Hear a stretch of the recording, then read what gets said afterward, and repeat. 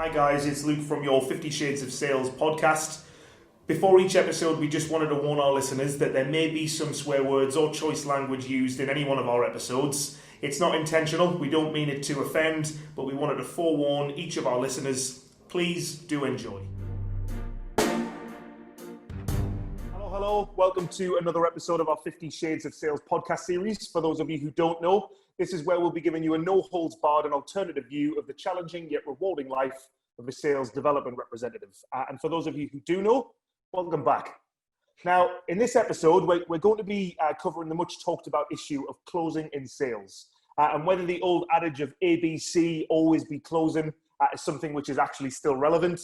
We'll discuss closing as an SDR and when is the right time to ask for the business. Now, joining me to do so is a colleague of mine making his debut on the podcast, with whom I've co-delivered training with in Amsterdam, was one of and still is one of our best SDRs, and more recently working in an account manager role. It's Jamie Sackville. How are you? Yeah, I'm good, thank you. Thanks for having us, Luke. And I'll always build up the introduction of our guests as well. Now, we were just discussing just before this as well, and before we went on air. Closing really is it's a make or break moment in sales calls, or in sales in general. And choosing the right things to say at the right time for me is crucial to sealing a deal or even winning commitment from the customer. Now, you probably, if you're listening and you've got a bit of an apprehension around closing within sales, you're probably not the only salesperson who feels apprehensive about the close. But I think as well, without that feeling of risk, successfully closing wouldn't be so thrilling. It drives salespeople to continually strive for more and get that next deal.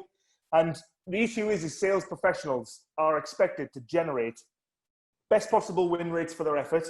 A large number of closing sales techniques exist and have developed over the years, but people don't tend to find the ones that are quite right for them. So given these moments are likely to determine whether or not your efforts will amount to anything, or, we wanted to provide on this particular podcast a few proven closing techniques, a couple of stories in where we might have fallen down in the past, why these techniques are so effective, but also when's the right time to go for it.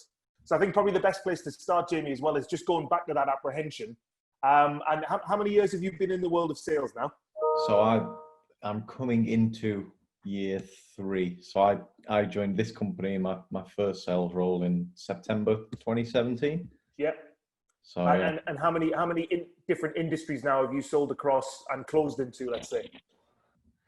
Well, yeah, I think we've sort of specialized early on in this tech, IT infrastructure, techie world, but since moving into account management, that's broadened the scope. So we now work in financial services, in manufacturing and engineering, as well as the old favorites of cyber security, some customer experience software. So over the 3 years, I think we must have worked about 10, 15 accounts in different industries. Yeah, and being new to the world of sales, when you first started out within the role, what mental barriers did you have to overcome when faced with closing for the first time? Yeah, well, I was thinking about this. It's really interesting because I was the wettest of wet behind the ears when I was hired. I think I'd just finished uni. I didn't really enjoy what I was doing at uni, and I thought, I'll piss about in sales for a couple of years while I look for a quote unquote proper job. Yeah. So I put a few job applications that absolutely was torn to pieces in my first job interview.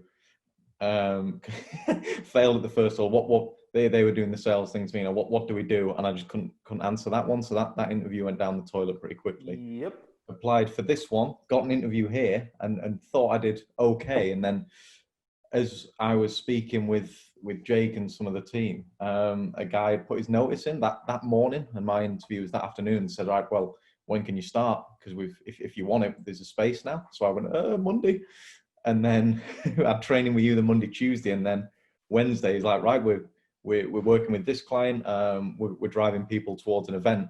You think you're up to it? And sort of being a proud person and not wanting to seem so wet behind the ears, I was like, just get me on it, don't worry.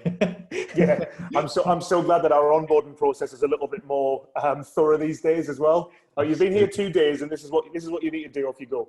Yeah, but I mean, to be fair, when you look back at it now, like knowing what I know now and having spent quite a bit of time on the phones, an event drive is like easy pickings for work. So I'd love to just do event drives the entire time because they're quite friendly. Yeah. But when it's your first one and you're really quite worried, I remember the biggest worry I had when I'd speak with someone, and they would say, yeah, I quite like going to these sort of events. I'm into whatever the topics were. I may have heard of one of the speakers. I remember just absolutely bricking it, thinking, like, what if this guy doesn't like the event? What if he actually meets with our client, and what if the client don't like him? And not so much sort of, what if I say the wrong thing, or what if he thinks I'm a bit of a tool for sending him to this event? It was just because we deliver on behalf of people. It was that whole, am I absolutely 100% sure that when this guy turns up to the event, which he might not, is he going to turn up and is he going to enjoy it? And will our customer look at the guy and go, oh, I'm glad he came to the event? And I just had that stirring through my head as I'm trying to get out, like splutter out, well, here's the agenda. And have you heard of this guy? He's the key speaker. So you almost felt like a level of responsibility for him enjoying himself? I think so. I think it's a bit different, isn't it, when you're an SDR, because you don't do so much of the that like hard close of I've finished the conversation and that's resulted in a new customer. It's earlier on. It's like I'm the first line of defense and line of impression that this guy has of our company, of my client's company. Anything I get him to commit to is really important for that first step, and I don't want that to be an event that he turns up to and goes, that was a load of crap, I'm never speaking with this company again. Or I met with their MD and I didn't get on with him. Just all that's going through, and these are all like way down the line hypotheticals that when you think about it now, the chances of that happening are pretty slim. But when it's your first time on the phone, your hands shaking a little bit and you're thinking, oh, please just be a nice guy. You've been fine with me. Just be a nice guy when you turn up to this event. Yeah, just be a nice guy. Let me go and put my line on the board for the opportunity that I've got. Let me enjoy the close. That's it. It's I think the biggest one when I was brand new was just that confidence and belief in that I'm doing the right thing here. This guy has to come to the event. And I think you'll see this in loads of SDRs as well, is once they start getting better, the closing and within the SDR role you don't ask so much like, would you turn up to the event? It's just that you should already be here. Like from what we spoke about, I know you're going to love this. Let's get you signed up. It's not even you no longer ask for permission. You've earned enough respect from the guy, and you've learned enough about his situation. You know enough about your company's situation to confidently just recommend. And I think that's the biggest hurdle I had to jump over, is going from a position where I feel like I'm so much lower down than the prospect, and I'm so worried, and I'm going to ask his permission. Can I get you to this event? Can I sign you up, please? To actually, we've been speaking for like 6 minutes, and I'm at the same level as him in terms of what he knows about my company as I know about his. So I should be able to speak with him on equal terms. I think that's really important when it comes to a lot of sales, but in particular closing. And you make a good point there that for me the close should just be a formality. It should just be a mutual appreciation of, we've gotten to this point in the conversation. The next step is very obviously this, because I often tell people in training sessions that if I hear you say, is that something that you're interested in? I owe you a firm kick in the shin. I mean, I'm not the one of actually kicking people, but it's, everyone can close naturally. It's done all day, every day. Natural things, right? We close if you're trying to think about where it is that you want to go for lunch, right? Or if you're with your friends and you want to go to the pub, right? Yeah. There is lots of different options, right? And you will end up closing on that. And, there's so much confusion out there on what's the best way to do it. There's even a book titled 100+ defined closing techniques. And imagine trying to work your way through that. We always say, listen, you can probably go ahead and learn them all, or just pick a few that work for you. As long as it sounds natural and it becomes a formality, then for me, it doesn't sound like a close, and it doesn't sound like you're pushing people. Because if you're specific in what it is that you want them to commit to, because I think if you start mentioning the word close around anybody, the client or prospect will go, oh my God, salesperson trying to, they're trying to push me into something I don't want to do. Well, the next step will be X, right? When's best for you? And it should just be a natural formality. And you mentioned as well that early on as an SDR, you don't really do that hard close. This amounts to this. This is a sale. But where do you believe within the sales process that closing techniques need to be utilized? Yeah, that's a great question, because I think it's throughout the entire conversation. Even, I mean, you could break it down really, really granular, and sort of like every question you ask almost has closing techniques into it. And when I speak with some of the fresher SDRs that might work my account or might join the team, I often talk to them about like an information exchange. So rather than sort of financially bartering with someone and, you know, does this price work? You're going to say this, let's meet in the middle. And I fell massive victim to this. If you listen to some like my first sales calls, because you get ingrained, like, questions are what salespeople ask, but you can get so focused on it, you never give them anything back, and all you're doing is saying, well, how do you do that? That's great. Why is it like that? What problem does that cause you? How are you going to fix that problem? And then you think, well, I've asked loads of great questions. I know everything about this guy's company. I'm going to get him into a meeting. Yeah. And the guy knows absolutely nothing about what you're doing. So there's no way they'd turn up. So I often talk about, you know, for everything that you ask of the prospect, you should also offer some insight into your world in return. And you'll see this sort of ebb and flow of he's learning about you or they're learning about you and you're learning about them. And within that, there's loads of different closing techniques around. You know, you can get people to build up pictures of what might go wrong, and then you offer that solution to them, and it like suddenly they're asking you a question. You think, oh, there's a little win. Is you've gone from not being interested in what I was saying at all in the first 30 seconds. You kind of paid me the base level of respect 5 minutes ago of listening to me, and in that 5 minutes, we're now starting to talk, and you're asking me questions about, all right, well, how would that work? And if I were to do this, how could you help with X, Y, or Z? Mm-hmm. There's lots of, I mean, that's one of my favorites. It's just telling stories and hypotheticals, because I think you can open people up a lot more initially, because you're not asking them specifics about their company. So, you know, you tell a story about one of your old customers and they look similar on paper to you. What would happen if X, Y, and Z happened? And all of a sudden you're in this discussion, and only when you look back at it, do you think, oh, actually that question I asked is very similar to a question I would ask someone when we're pricing up work. Yeah. Is it, if you can't go to this person for this budget, or let's say this happens, how does that affect the budget? It's really, really similar when you listen back to like initial conversations with prospects, but they're littered all the way through it. Mm-hmm. And I like when you talked about the hypothetical as well, because I was delivering a session yesterday morning, and I think sometimes question-based selling has to live within that, like it has to just walk down that hypothetical line. It's the gray area, which is why when we do a lot of sales training for non-sales people, all they see is black and white, right? It works or it doesn't. Whereas mm-hmm. salespeople have to look at it something different and make it, you know, build a picture in somebody's head. So, you know, offering glimpses of value to build interest. You know, you need to show some retort within the sales conversation instead of just firing questions and going, well, I've got through all my questions. The close is now a formality, right? Exactly. It's just not going to happen that way. And, you know, we tell people when to start thinking about a sale. For me, it should be from the beginning, right? Yeah, if you can understand a couple of their problems, right? Around the systems that they maybe have in place, or, you know, a team that is misfiring. And you were to just say, listen, well, if we could address X, Y, and Z, then, you know, would you consider hearing more about our services and having a look at a demonstration? Mm-hmm. You can even gain commitment very, very early on in a conversation and start planting the seed that the close is going to happen. But yeah, as I said previously, you've also got to be specific on what it is that you want to close them on. Because we talk about closing, but a lot of the time I name these workshops winning commitment. Because as you rightly said, closing happens at every single stage of the sales process. If you break our selling at a high level methodology down, it's 5 defined phases. Mm-hmm. From finding create, if I'm picking up the telephone, I need to pick up the telephone and then close you getting into define and understand. Mm-hmm. Mm-hmm. Once I've done the define and understand, I then need to take you through to propose, recommend, and present, right? Where I might actually come out and see you. From there, I still need to close you on the next steps. It's gaining commitment winning commitment as you go through. Then you will get the final closeout at stage 4.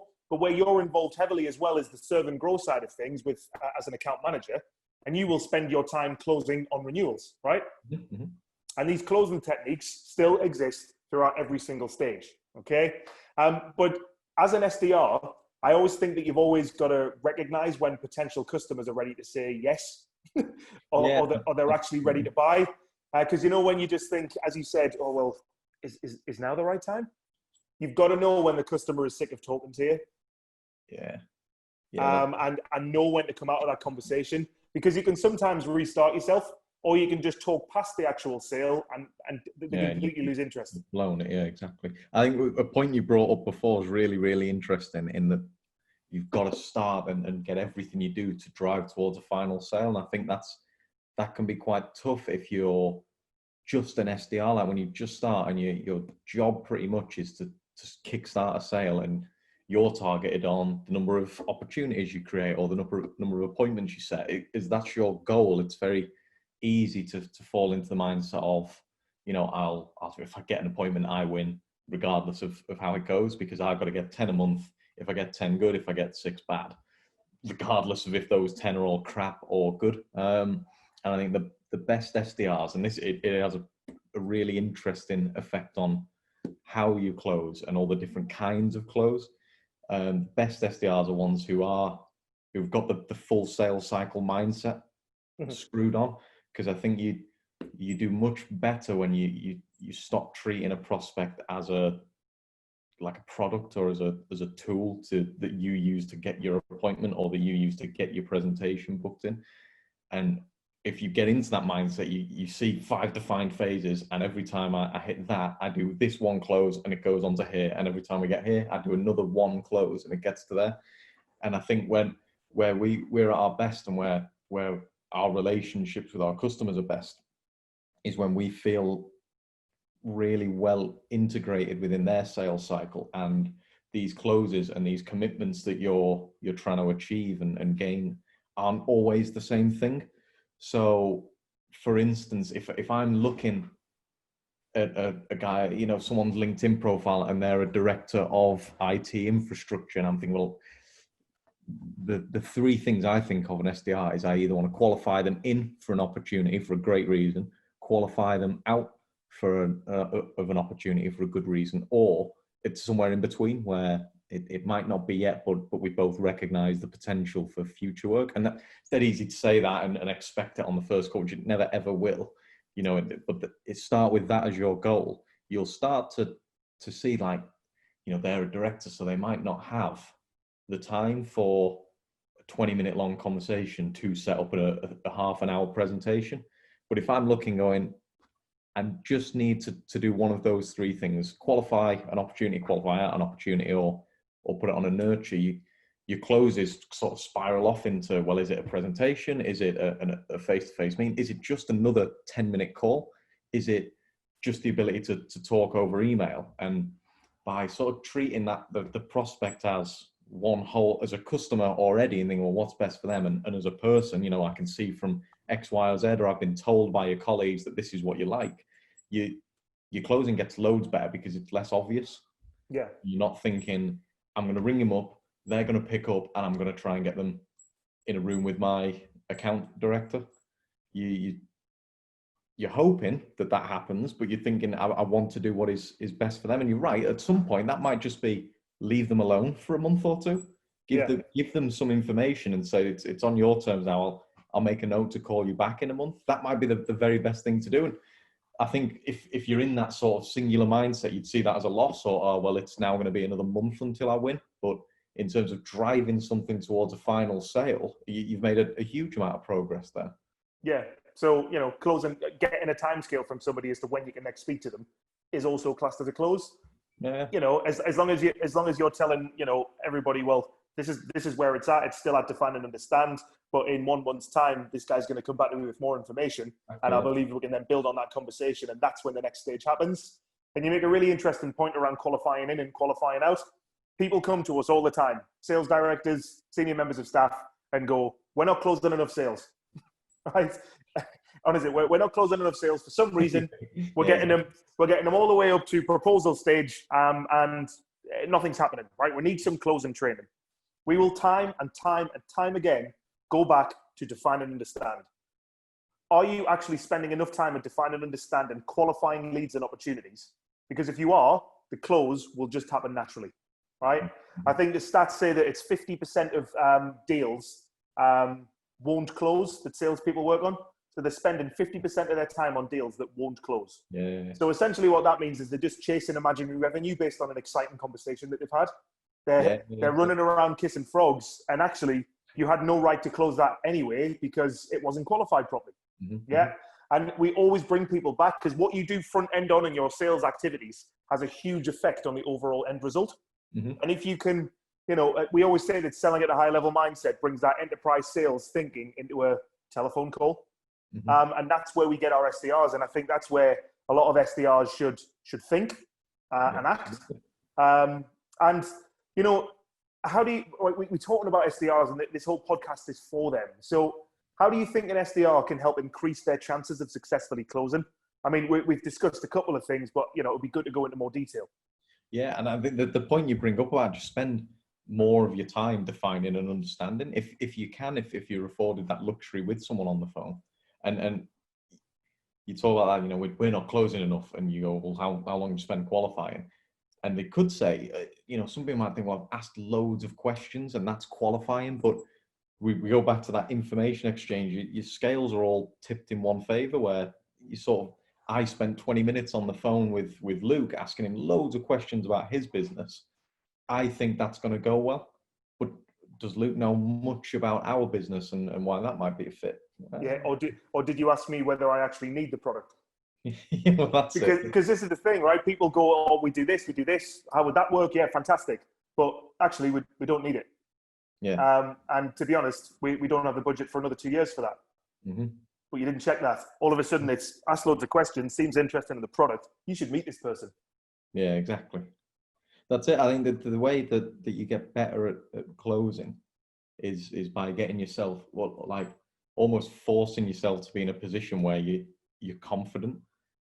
And it's really, really, that makes it sound so easy. Just, go and be confident and you'll close. Yeah. It's not so much like confidence in the sort of like how bold you are or how quickly you're able to do that, or how many times you say the word close and, oh God, he's so confident in closing. It's more just like we talk about, just make sure you're spending enough time understanding the prospect, and not just their situation in isolation, but how that relates to your company and your situation. Spend as much time as you feel is necessary there before doing the close, and it will come out like it's nothing. You'll have closed it before it's even the very best ones are where you've spent enough time working it, and it's not just on a phone call, right? You might have arranged a call with a PA maybe, and just warmed up just a little bit there, and you may have sent over a brochure and followed that up and just warmed it up a little bit more there, and asked a couple of questions, made some quick notes, start to build out our magic 35, just have a look, and then you flick back through notes, go, right, I already know X, Y, and Z. So just to warm it up, I'll just ask him about that again. I know we spoke last time about budget. You said it might be 6-7 months away. I know I've just seen on the company website that this has happened. How's that affected the budget? Oh, great for you to remember. Actually, yeah, it's, you know, brought it forward, pushed it back, whatever it needs to be. Spend enough time in that qualification mode and helping the guy to bridge the gap between his situation and your situation. And you close. The best ones where they go, right, they do it for you. This sounds amazing. Can I have the demo now? Yeah. Yeah.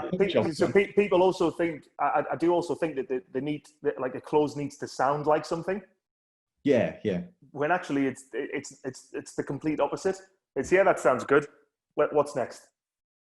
You know, and they are the best ones when the customer goes, well, I'd love to see a demo. Yeah, and we talk about being in serve and grow as an account manager and closing renewals. They're the best ones where it's just expected. You don't even have to ask how do we start this renewal off. It's they come to you saying, or you bring up that we're 40 days out of 50 through the bundle. How do you think it's gone? And they don't say it's gone really well. Well, let's talk about renewal. They just go, I think we've you've proven that we should be carrying on for another 100, or yeah, that first bundle was good. This is what we're thinking now. And you're coming to me with your, actually sure, you're closing your own deal for me, but it's because we've spent so long understanding what the next bundle might look like. And if we can achieve X, Y, and Z, would that be enough to start this conversation? If you spend enough time putting the work in initially, defining and understanding an opportunity before you go, right, I'm going to close it now, it becomes effortless. And that's when I think that when you see an SDR and you're like, Christ, that guy's confident. It's not because he's gone, you know, in this like old school sales sort of on the phone with his foot on the desk. How about I give you 350? And you go, trying to reel somebody in. Yeah. You know, when you'll know this as well, like as a trainer, when you get really impressed with people is when you just go that he articulates his questions and manages to get more information out of that question that a less confident SDR would, even though they've said the same thing pretty much to the same person.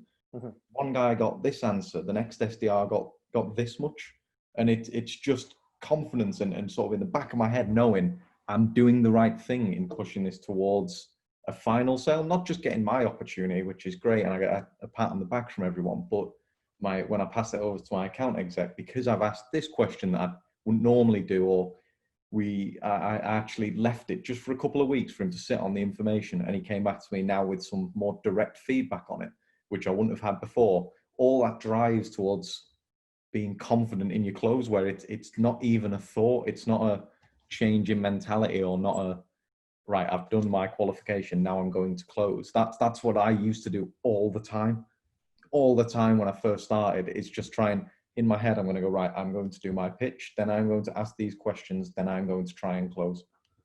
And it's just, you can feel how regimented it is and how sort of prescribed it is if you're on the other end of it. Yeah, you can definitely hear it. And yeah, it's good that you go back to that confidence as well. We talk about the power of the mind all the time, just being assumptive that now is the right time, and being positive in the way that you deliver your closing technique, or you deliver the next stages. Yeah, absolutely. And even if it's not the right time, when someone says that with such confidence, like from what you've told me, I know that we won't be able to do anything for 6 months, so there would be no point in me putting you in touch with my director now. Let me get a call in that, you know, let's catch up towards the end of August and we'll talk about it there. That even though you've kind of pushed your own opportunity back 6 months, you may have brought the final sales just a little bit closer by just treating the guy like a person and showing that you've listened to them, showing that you've understood them. I think it's just, I think the worst SDRs are the ones who see it as a, you know, an exact science. And if you do these things, you will win. There's bits of it, obviously, you know, but there's also, there's not many exact sciences out there. So you have to have this flexibility built into your head. And when you start to unlock that, you get that confidence in your qualification and you start closing when you don't even realize it. And, you know, there's a few different, Thomas Friess, I think it was, said there are 5 prerequisites to be able to close successfully. So these things must be satisfied before a prospect will buy your product or service, right? Yeah. So number 1 is recognizing a need. So recognizing a need sets the prospects on the hunt for a solution. Then a viable solution. So the benefits of your product or service must then match the needs of the prospect, right? Then you've got the value must justify the cost.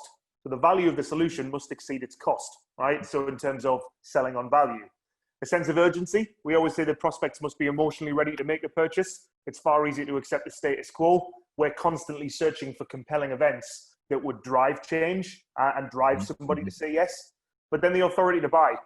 Are you dealing with the right people? Because if not, usually the other 4 prerequisites won't do you any good. Yeah, absolutely. Yeah. You can close somebody early stage, but in terms of getting an actual yes and then becoming a customer, for me, it's no good. Yeah, it's a really good point. One thing I wanted to ask you actually, Luke, is you know, when you've trained probably hundreds of different companies over your career. Is that, because this is just from my very limited experience and very short career, but that image of your classical salesperson who's always closing, always be closing, and he closes based on cost, and he rattles off these negotiations like you've never seen. You know, is that as prevalent as it used to be? Does that still exist? Does it still really work in certain industries? Or my belief is that everyone is being forced to move towards this consultative mindset. But we work in business to business. You know, outside of that and in different companies, does that old school wears a suit, carries a briefcase, is constantly on the phone. Does that still exist, and does it work? Listen, there are some in some organizations, and I think often people think that I'm just going to be a sales trainer who comes in that's from the 90s and talked about how great it used to be. Right. Whereas actually I'm coming in and I'm telling you about relevant techniques that are working for me today. And I think they are probably a dying breed now as well, a lot of these sales guys, the briefcase wearing, suit wearing guys. But I think it also does depend industry specific. If it's a lot more transactional, then yeah, you are going to be pushing and closing and going for it very early on in telephone calls. Mm-hmm. But you know, it's all about mindset. If you think like a vendor and a problem solver, and you sit between being a vendor and a problem solver, then you're going to be closing on things just because you think the price fits or the customer said they're interested. But if you think and act like a more business and a strategic resource to people, you can expand deals way beyond the initial conversation that you're having. So I think there's a tendency for people to go for the close too early as well. Or they don't know actually when to get out of the sales conversation and then go for the close. So we spend a little bit of time around building towards and setting up the close. And it's not magic, right? You literally just have to ask two questions, right? Does this all make sense? Yes. Do you have any further questions? No. That's what you're aiming for, right? That would set up any close that you can then move on and then drop, say, right, okay, brilliant. Well, the next step is I'll take care of all of the details, right? But some people just don't know when to get out of that conversation as well. I mean, I don't know whether you have struggled with that when you first started. Well, I think it might be slightly related, but I remember when you talk about like high impact questions, and you can get in your own head, and because let's face it, the majority of the time as the SDR, you're not speaking to a prospect, you're trying to speak to a prospect. And when you're new and you've only got maybe 3 or 4, you can count the number of sales conversations you've had with a real person, not your mate, not on a role play call, not with a trainer. You can count that on one hand. You spend a lot of time thinking about, you know, it's like when you have an argument with someone and you're in the shower 2 hours later and you think, oh, I should have said that. You do a lot of that, like, I'm going to say this and this is how they're going to react, and I'm going to say. Yeah, I remember speaking to someone about cybersecurity, and I asked the most absurd question. It was stupid. It was like, if you don't do this, what's going to happen? And like, the person on the end of the phone just went, well, we both know what's going to happen there. Don't be so obtuse. And it just like, you ruin it. Like, I shouldn't, like, when you think back of all the questions I asked before, they all went quite well. And I was building myself up to maybe go, look, I've got a decent understanding of your business. I hope you've got a decent understanding of mine. I'd like to set you up on a demonstration, but I just thought I'll take it one step further because I can. And I'm an SDR and I'm always on the phone, and I'm going to ask him this question that's going to blow him away. And he just went like, what do you mean? What's going to happen? My job is to make sure, 1, I know what's going to happen, 2, it doesn't. So stop being obtuse. Stop being obtuse. I love that. Like, oh my God.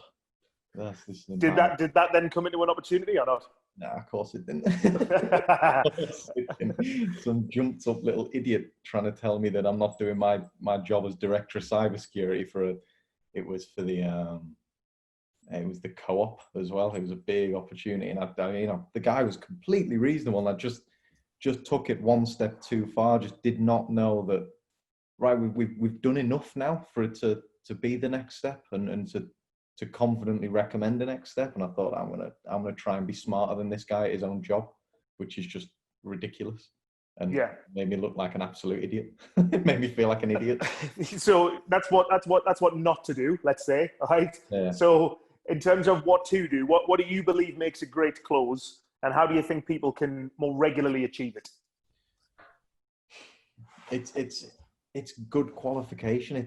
We keep going back to it, and I think if you are in a transactional, selling process, it's harder to do this. But it's so important in the work we do, is to just qualify properly and not rush that first step, while being as flexible as you can. I think the best closes I've had personally are ones where you don't really realize it's happened until afterwards. And we talk about a lot, like the thrill of the hunt, and that's what makes closing so thrilling. Is it all culminates to this, and I think that's still partly true, but I know the best ones I've had is where you've done it, you put the phone down and kind of hits you like an hour or two later, like, oh Christ, that's either an amazing opportunity or I sort of feel like I've got away with it. Like, I can't believe we actually got done that in that way. And like, that's your first thought. And obviously as you walk back through, oh yeah, I've got that information. I look at your Magic 35 pad and it's absolutely full with good reasons for them to buy and reasons you've articulated back to them that they should be looking to buy. But the best ones are where you barely put yourself into that closed mode. You can feel it coming as you get more experience. It does sort of build up and you're right, a couple more of these, if you give me some more information like this, I know you will love the demo. And that's why I'm going to ask you these questions. But if you want more of them, it's just be patient is key. Yeah, if I can just interject there as well, that word patience. I was listening and coaching somebody's call the other day, and 1 minute and 3 seconds into the call, they try to close. Like 30 seconds could be taken up through hold music or something. 1 minute and 3 seconds into the call, right? That is not setting up the call in order to go for an assumptive close. Yeah. That is, I don't know what I'm talking about. The reason for my call is to get you on a demo. Do you want it? Right? Yeah, exactly. And yeah, just going back to the patience, it's absolutely key. It's just, just bide your time. I think it's really tough because as with a lot of professions, you are targeted and your targeting is often time constrained as well. So if you're sat on the 29th of the month and you need 2 more demos to hit your target, maybe you are thinking like just 2 more, just 2 more, just 2 more. But you can almost guarantee the 2 that you rush will be the 2 that are crappiest, the 2 that are worst. It's just be patient. It's so difficult to do, right? It's so easy to say. It really is.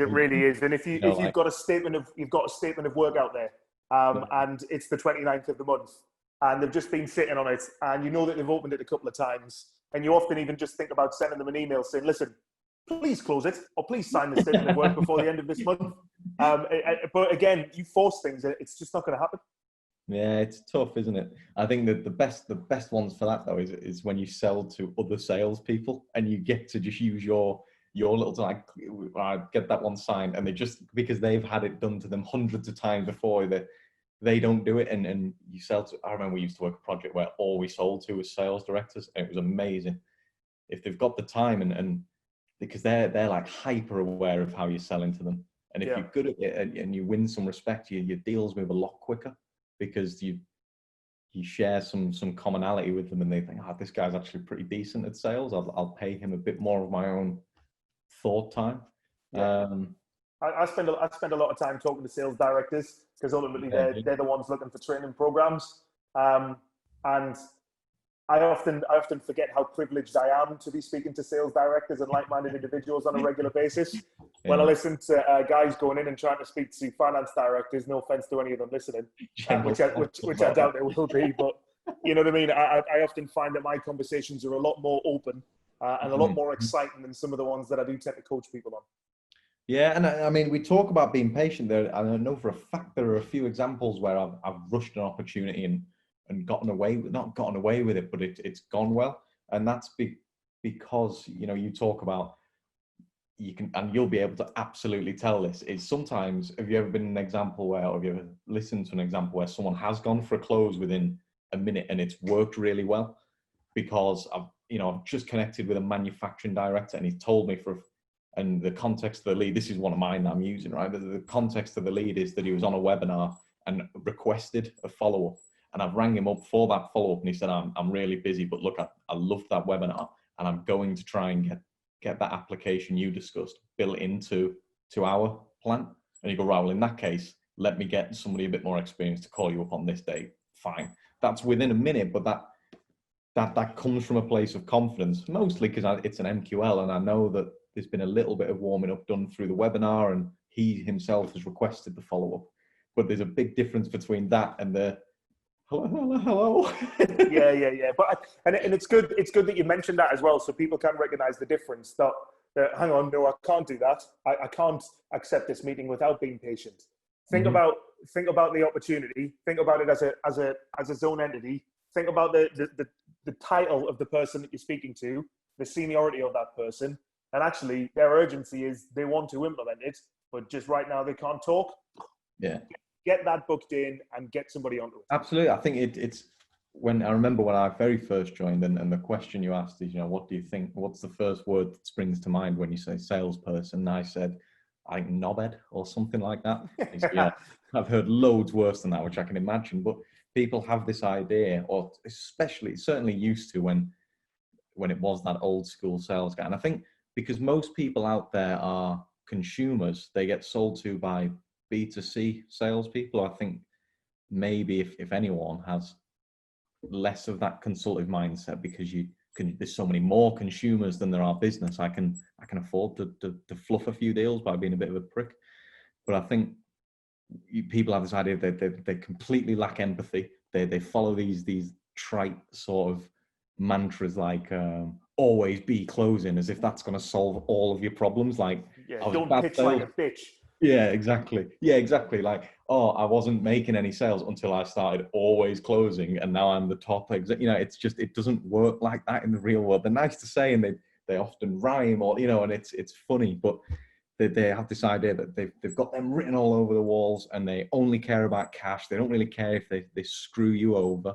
Think of like a car salesman who sold you the dodgy brake calipers because they're red and they look nice, but they functionally are no different. So they cost $5,000.